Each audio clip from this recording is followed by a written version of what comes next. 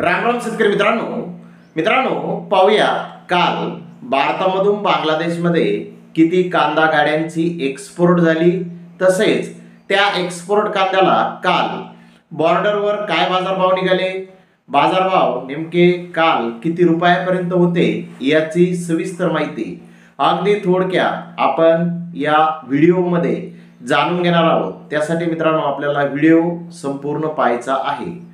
तर मित्रांनो काल गोजडांगा लँड पोर्ट येथून 25 गाड्यांची एक्सपोर्ट ही भारतामधून बांगलादेशमध्ये कांद्याची झालेली आहे। तर हिली पोर्ट येथून 16 गाड्यांची एक्सपोर्ट काल भारतामधून बांगलादेशमध्ये झालेली आहे। सोना मस्जिद लँड पोर्ट येथून 61 गाड्यांची एक्सपोर्ट काल भारतामधून बांगलादेशमध्ये झालेली आहे।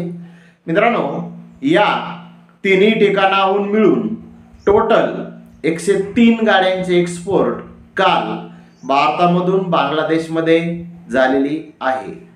काल भारतीय कांद्याचे बाजारभाव बॉर्डरवर जर पाहिले तर नाशिक जिल्ह्यातील कांद्याला 39 रुपये किलो पासून 47 रुपये किलो पर्यंत बाजारभाव काल बॉर्डरवर निघाले।